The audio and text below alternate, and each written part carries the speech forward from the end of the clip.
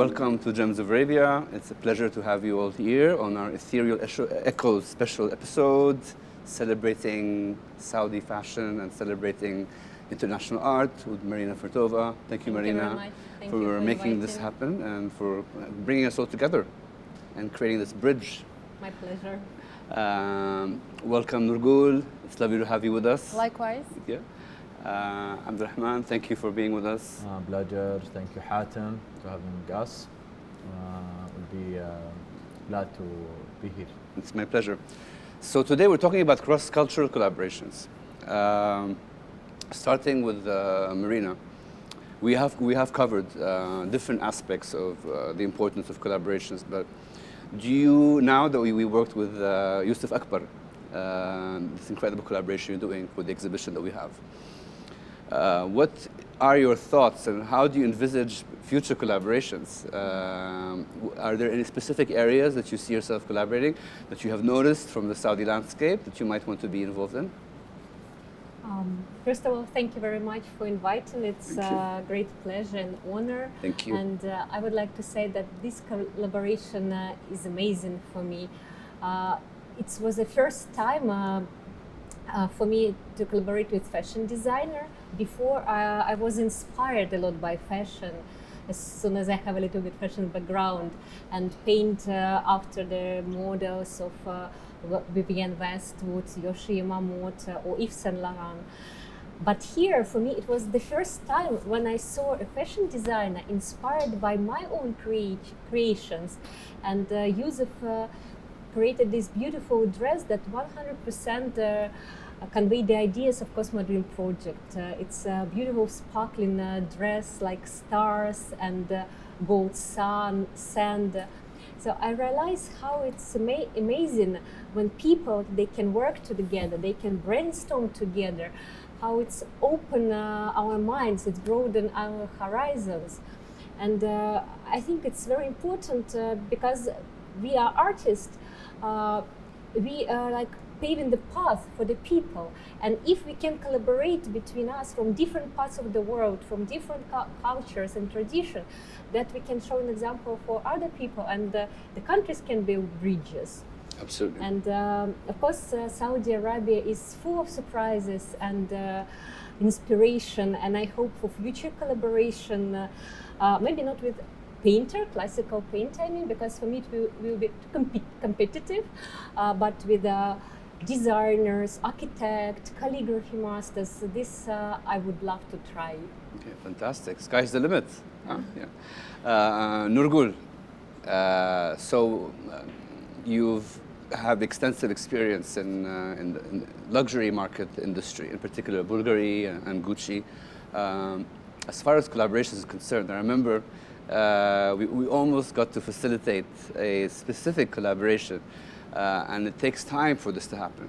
What is your point of view of where brands are heading? Do you think that brands will start to take the market a bit more seriously and start thinking more collaborative efforts with local brands? Well, definitely. I think knowing that the globalization that is taking place today, and the social media that is giving us the opportunity to kind of to be exposed to different markets and also to expose yourself, is giving more opportunity to the brands to either discover the talents or for the talents to reach out and get inspired by the brands. So this is where I think we've seen with some of the biggest brands in the luxury industry where the collaborations took different directions. Like Marina was mentioning, it doesn't have to be limited to fashion only or like art and so on. It goes beyond, it goes to completely different segments and industries and so on. So I honestly believe that there is a lot going on, though the brands have to be extremely careful selecting those collaborations, because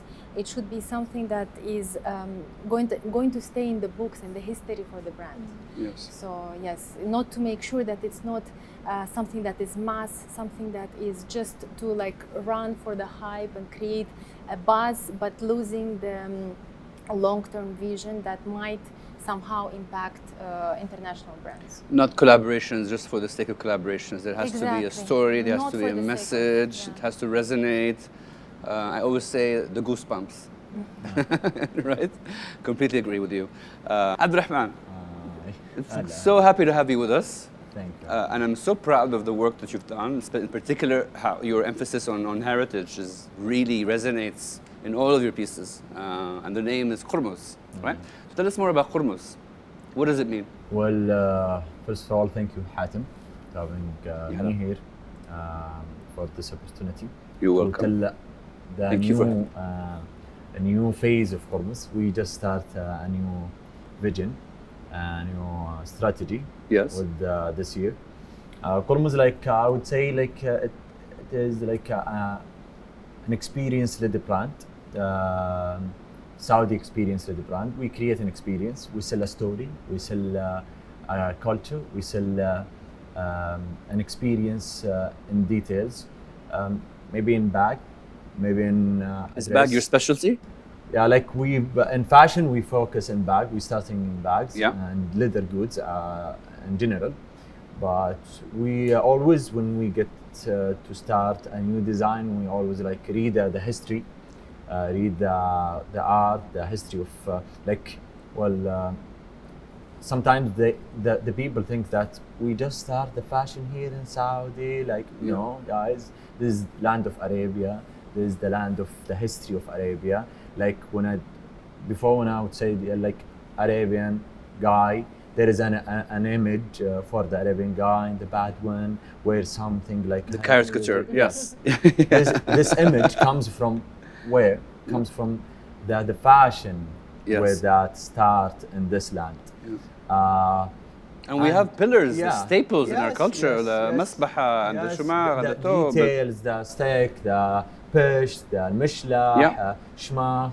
This impression showed for the world since 200-300 years, and the movie, and the documentaries, and the parks need to like scale it again with the new vision, with the new industry, with the new technique, innovation like, as well. Yes, when I say bisht, it's a special technique, comes from Arabia.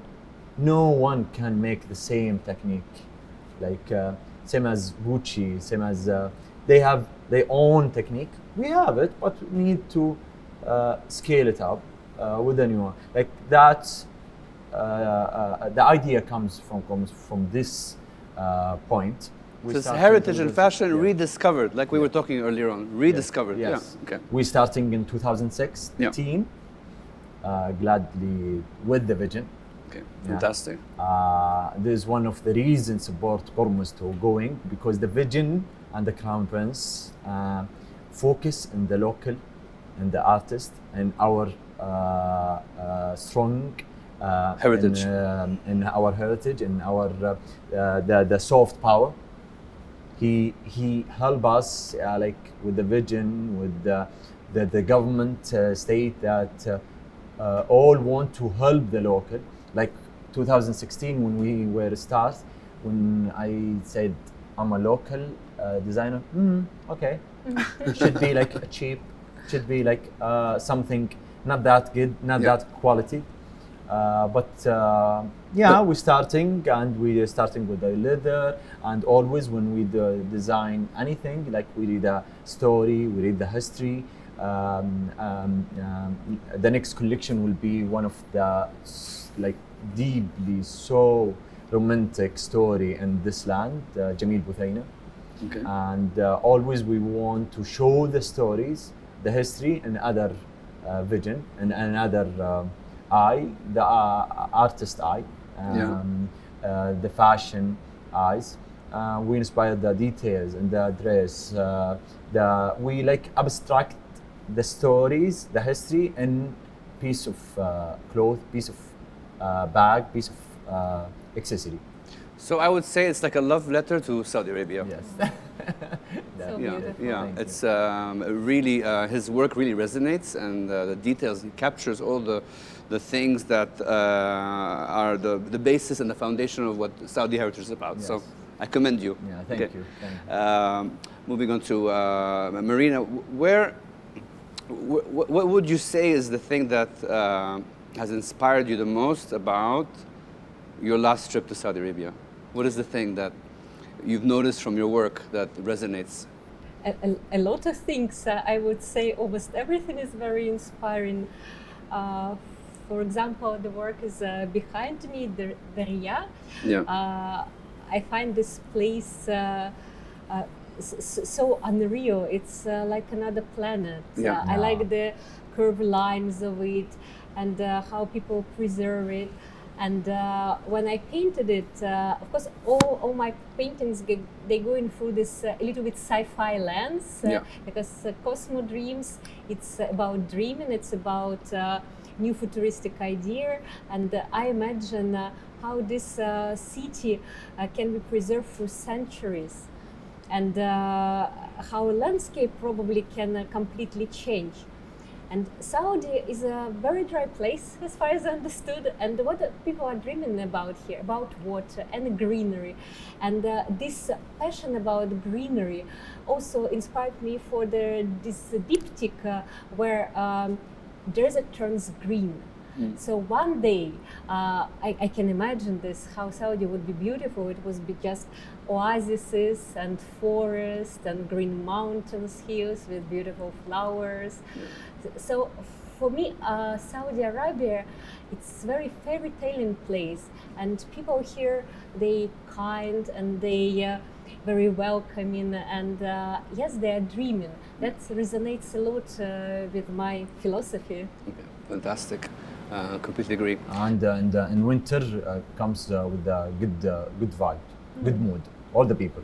Yes, absolutely. Versus the summer when it's super hot and people are not able to go out. But very true. You came at the right time. Yeah, absolutely. Yeah. Nurgul, tell us this transition from working with international brands to empowering a local concept. You know, this is an incredible transition that you're making with MOKSYZ. How did this transition come about? And tell us a little bit more about your role at MOKSYZ. Well, to start talking about my experience with international brands, first of all, I must say that I'm extremely grateful. I believe that I was lucky enough to work for two of the greatest Italian brands, and the experience that I got and the people that I've met throughout my career. I cannot say like I'm still young and I worked for 11 years, but nevertheless, it felt like great beginning for me. Yes. Yes. And at some point, I kind of felt the need that there is something that I would like to do for the region and for myself as well, to explore more opportunities and to have maybe a little bit of more freedom, I would say, in terms of back to your question about collaborations, you know, create a collaboration with someone at such a brand. I would say we are not at the level to make such decisions and so on. While I would say when going back to the MOKSYZ concept, which is the retail concept that it goes beyond just fashion and traditional retail, it's something that we would like to enlarge and introduce more of a lifestyle approach. This is where we have a lot of freedom to create, to collaborate with multiple, not only designers, but also maybe F&B concepts, maybe artists, maybe digital, maybe gaming, and so and so and so. So there is like a massive kind of range of opportunities that we would like to explore. And what is very exciting in Saudi Arabia as well is the vision of the country and the empowerment of the local creatives, of young creatives, how much the country supports different segments of kind of creative industry. So this is where we feel that there is a lot of untapped areas that we could somehow, with our international experience or maybe different mentality, I'm not saying like there is no comparison, there is more of kind of what can we bring and what we can take. So it's a kind of a mutual exchange for the benefit of everyone, basically. Okay. Very inspiring, because the possibilities are endless. I remember we were supposed to do a shoot once with. Yes. Am I allowed to disclose? Oh, well, yes, why not? Yeah. We're supposed to do a shoot with Mu'ath. Remember, who's Yeah. Mu'ath, the amazing artist that we have. But it was such a process, you know, and I have been supported by international brands. I'm very grateful for collaboration with them, but it's a process. But it's amazing to be able to create collaborations instantly, just on the spur of the moment, and then go for it. And I think that there needs to be more trust from international brands to work locally, because the result is much more authentic. And I think that, you know, activations like this, collaboration like this, will change the narrative and make international brands look at us even more seriously. So thank you also, Marina and MOKSYZ team, for giving us this platform. Tell us, Abdulrahman, what is your vision for collaborations in Saudi? You're very visionary. You had an idea of taking a brand and scaling as you say, scaling the narrative of the Saudi kind of cliches, and making them cool, you know, Yes. which is it's actually difficult because cliches can come across as being maybe not so sincere or not so authentic, but you're giving it a very authentic feel. Yeah. What's the secret to being authentic in what you're doing, and what's your vision for the future? Like, by the way, next 12/12 we will launch the new strategy, and one of the key word of our value, a lot of collaborations. Fantastic. Local collab, international collabs. Why? Because we've seen that the strong things that have done with Hormuz, the partnership with the locals. I mean, we have a good relation with the vendors, with the local artists. Last month we had a collaboration with the local artist, with Shahad. She drew. We just finished last month, and we still have many surprises with a lot of collabs with international and locally. Why we always try to mix and match between the local artist and the international artist to show the international standard that we have in our vision. As Hormuz will launch the new strategy, we'll focus in the next 5 years to create a lot of experience. We will have experience sometimes in a product or a project. Sometimes you will visit soon like a boutique hotel by Hormuz. Sometimes you will visit us in a pop-up experience. Not to sell a product, just to live the experience. We want to sell the feels, the stories, the experience, the culture that we have in our DNA in Hormuz. Yeah. Yeah. And when we say Hormuz, always here there is a frame by the people to the traditional, the culture, the most cultural brand, the most Saudi culture brand. This is a good, strong to start.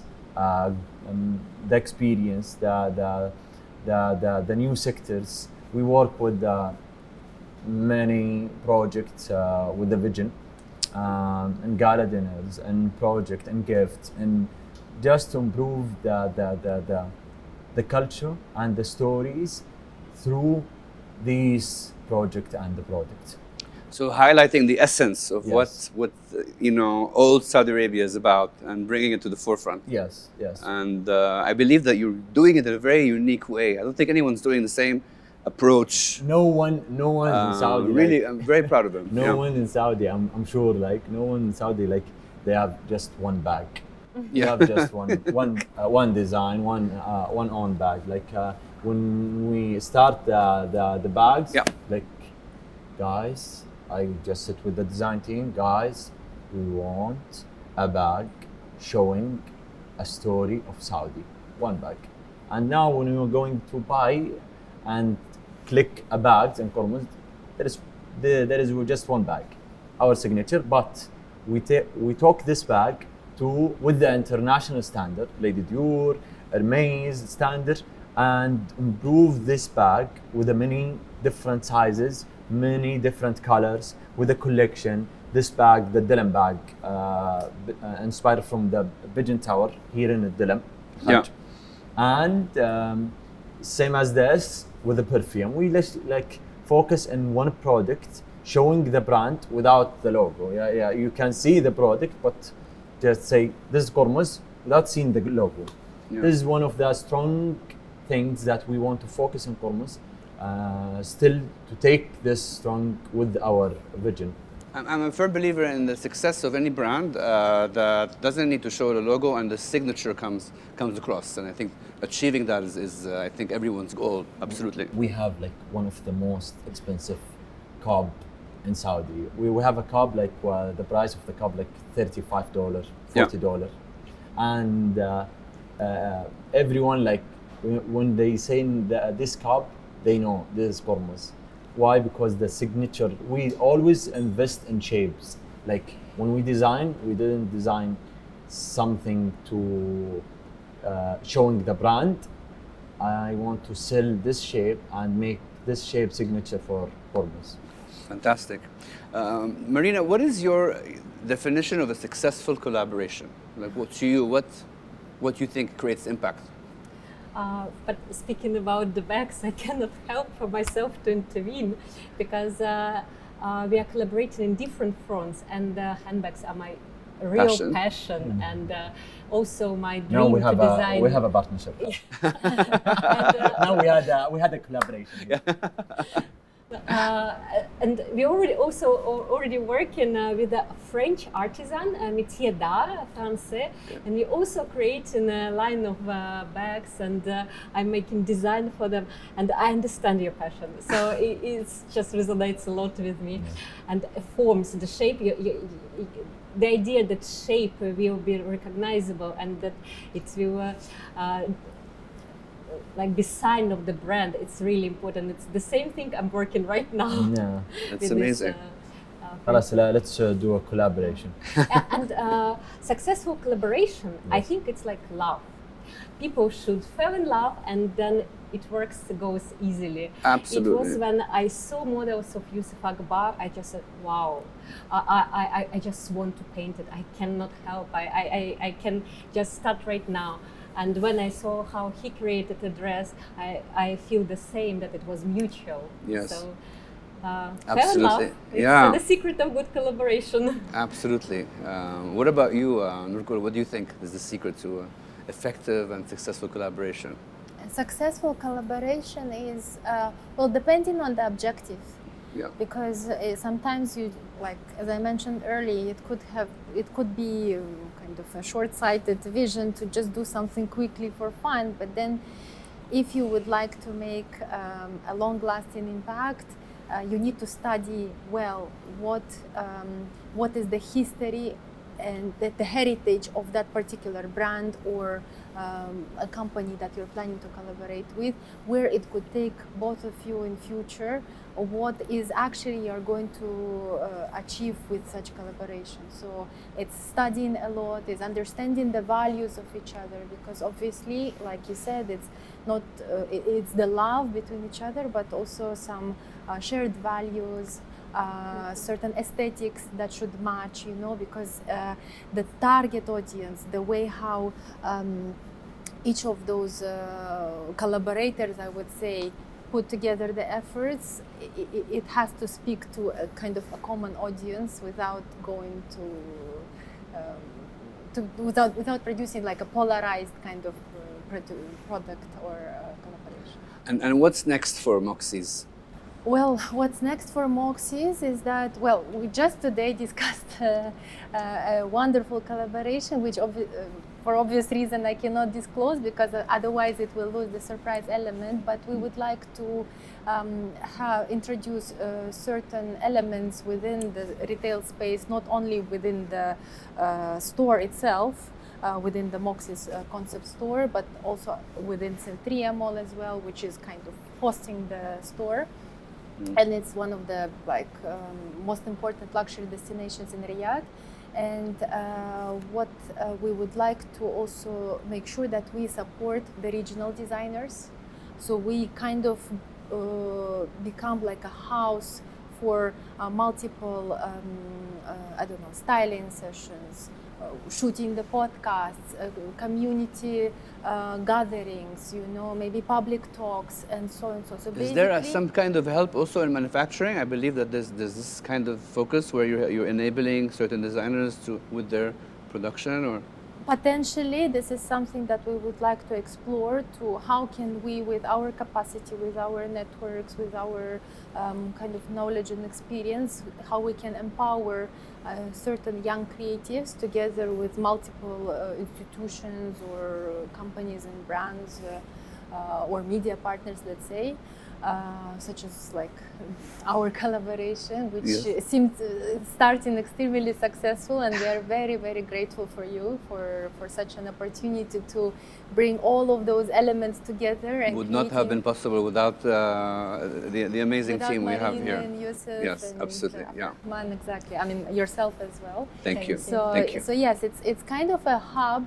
that will be an inspirational place for the youth, for those that are interested in fashion, interested in a cool, trendy lifestyle. It's funny how the local narrative and the Saudi narrative is still very much holding on to tradition, but there's such a young population. So there is a fine line between holding on to tradition, but also being progressive.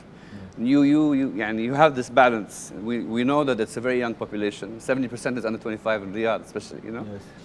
So do you think that the younger population is more interested in our culture and our heritage than they were before?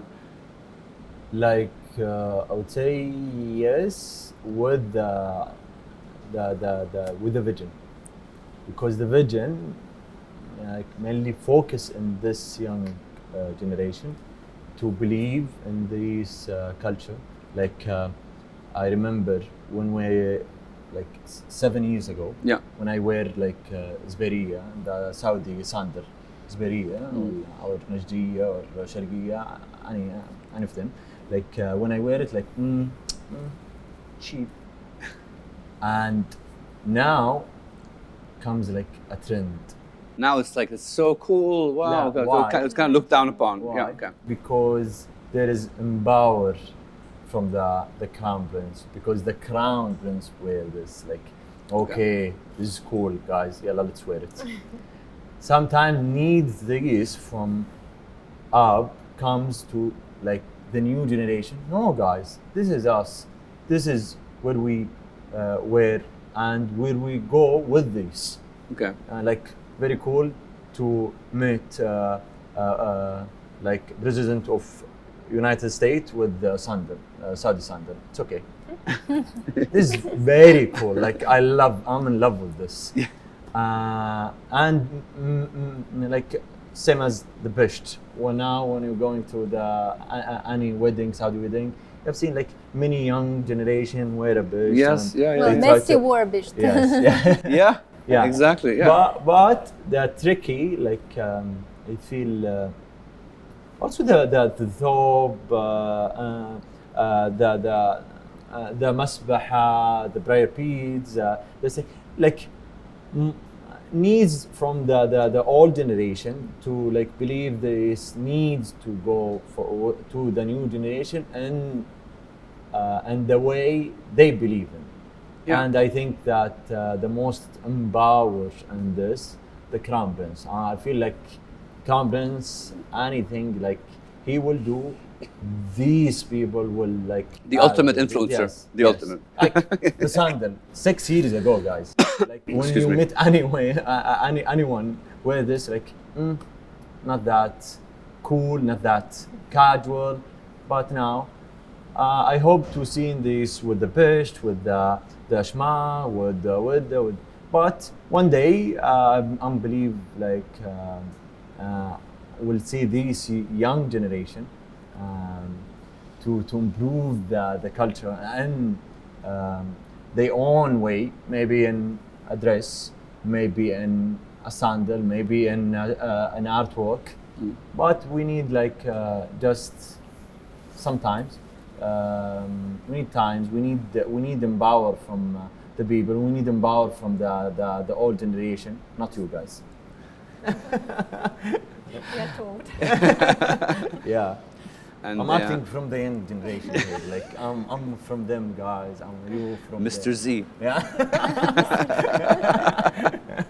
And also, I think it's a when our craft, when our heritage crosses over internationally, when it becomes part of every closet, that's when we know that we have reached our Like sorry, because when 7 years ago, before the vision, like when I said artisan, like you will see in you will see in these artisan in the ground, and they do the palm and with the oh guys, artisan, like a Jnadriya style. Yes. You know, they kill the artisan. Like no.